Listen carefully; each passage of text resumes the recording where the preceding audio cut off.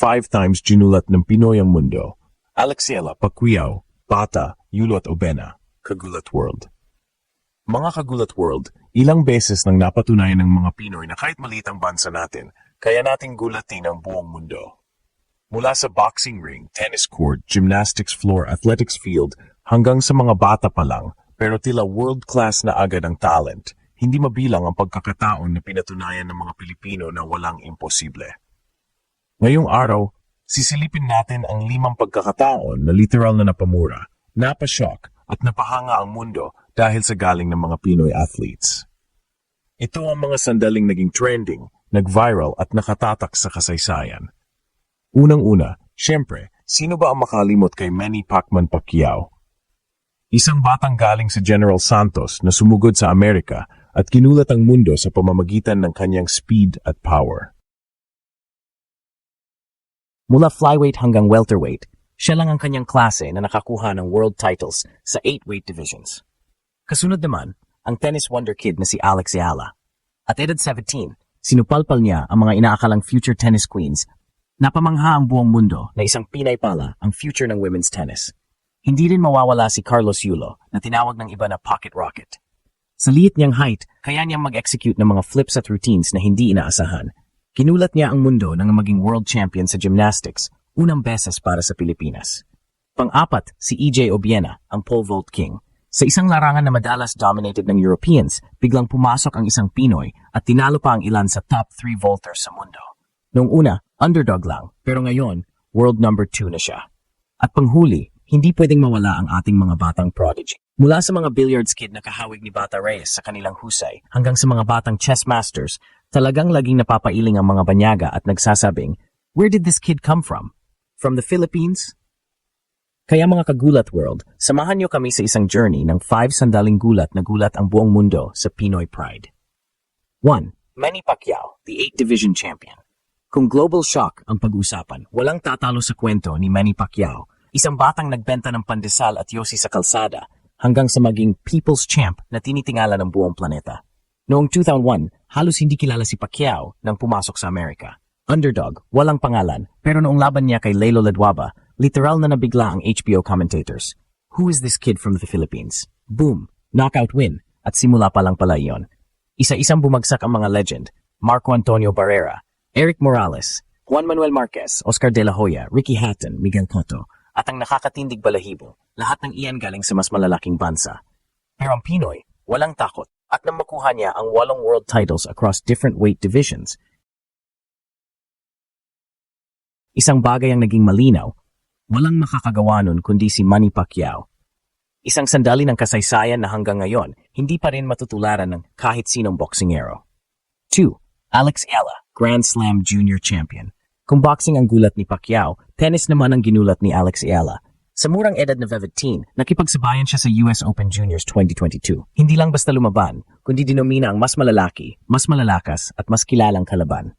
Ang moment na yun, world tennis headlines agad. Filipina sensation shocks the world, sabi ng mga foreign articles. Ang pinaka-nakakatuwa pa, ibang-iba ang energy ni Alex. Hindi siya typical na Pinoy na nagkukwento ng pressure. Siya ay cool, calm, and clutch. At sa bawat panalo niya, ramdam ng mga Pilipino na may bagong reyna sa mundo ng tennis. Ang impact, ngayon, maraming batang Pinay ang nagsisimula ng mag-tennis, may bagong idol at may bagong inspirasyon. 3. Carlos Yulo, the gymnastics pocket rocket. Sa gymnastics, lagi nating iniisip ang Japan, China, o Russia. Pero noong 2019 World Artistic Gymnastics Championship sa Germany, nagulat lahat na makita ang isang 14'11" na Pinoy na literal na lumilipad sa ere. Si Carlo Yulo ang naging kauna-unahang Pilipino at Southeast Asian na nanalo ng gold medal sa World Championships. Who is this kid? Sigaw ng mga commentators habang flawless niyang tinapos ang kanyang routine at hindi lang isang beses. Paulit-ulit na niyang pinapakita na kaya niyang makipagsabayan sa pinakamalalakas. Sa height na mas maliit kaysa sa karamihan, ginamit niya ang kanyang explosiveness at bilis para ipakita na hindi hadlang ang size sa pagiging world class. 4. EJ Obiena, breaking barriers in pole vault. Pole vault, hindi ito karaniwang naririnig sa Pilipinas. Pero dito pumasok ang pangalan ni EJ Obiena. Noong una, halos walang nag-expect. Pero habang tumatakbo siya at tatalon sa bar, napapailing ang mga banyaga. This guy is from the Philippines? Sa bawat competition, umangat ang kanyang record. hanggang sa tinalo niya ang ilan sa world's best gaya ni Renaud Laviani at Thiago Bras. Ngayon, EJ Obiena is ranked number 2 in the world. At higit pa doon siya ang unang Pinoy na nakasali at nagmarka sa Diamond League. Ang gulat factor, hindi lang dahil Pilipino siya, kundi dahil nakapasok siya sa larangan na halos exclusive sa Europe. At hindi lang basta nakapasok, kundi nasa top tier pa. Revive, ang batang prodigy. Future legends in the making. Sa bawat henerasyon, may mga batang Pilipino na bigla na lang sumisikat at kinugulat ang mundo. Mula kay Bata Reyes na tinawag na magician sa billiards, hanggang sa mga batang chess masters tulad ni Wesley So na lumalaban sa grandmaster sa murang edad, talagang nakakapangilabot isipin na may mga susunod pang henerasyon ng world-class Pinoy. Pinaka-recent, makikita natin sa mga viral videos ang mga batang Pinoy na tumatalo sa mas matatanda sa pool, basketball, chess at kahit esport. Ang mga banyaga, laging nagtataka, why are Filipinos so good at this? At dito papasok ang pinakapuso ng kwento.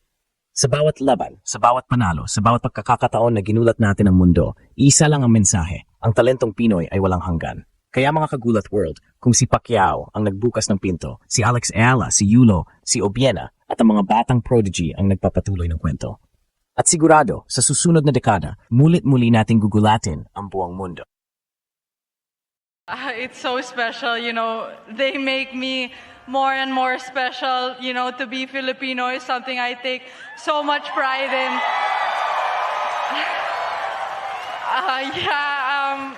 And I don't have a home tournament, so to be able to have this community here at the US Open, Kagulat World, isang makasaysayang sandali na naman ang pinakita ng Pinay tennis sensation na si Alex Ayala matapos niyang gulatin ang buong mundo sa kanyang historic win sa US Open 2025.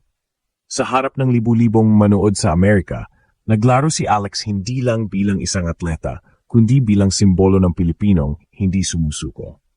Sa bawat palo niya ng racket, ramdam ng lahat ang tapang, galing, at puso ng isang Pinay na handang makipagsabayan sa pinakamalaking pangalan sa mundo ng tennis. At nang tuluyang makuha niya ang panalo, literal na pinaiyak niya ang Amerika dahil hindi nila inakalang isang dalagang galing Pilipinas ang magiging headline ng US Open ngayong taon. Hindi ito simpleng tagumpay, mga kababayan. Ito ay unang pagkakataon na isang full-blooded Filipina ang umabot at nanalo sa ganitong level ng international tennis. Ang buong crowd ay tumayo at nagbigay ng standing ovation. Isang moment na siguradong tatatak sa kasaysayan ng Philippine sports. Pero ang mas nakakakilabot dito, hindi lang panalo ang dala ni Alex. Dala niya ang pangarap ng milyon-milyong Pilipino na minsan ay nakalimutan ng mundo sa larangan ng tennis. Sa murang edad, pinatunayan niya na hindi hadlang ang lahi, hindi hadlang ang laki ng bansa, at hindi hadlang ang pagiging underdog. At sa press conference pagkatapos ng laban, nang tanungin siya kung ano ang sikreto niya sa tagumpay, simple pero makapangyarihan ang sagot ni Alex, I fight with my heart for my country.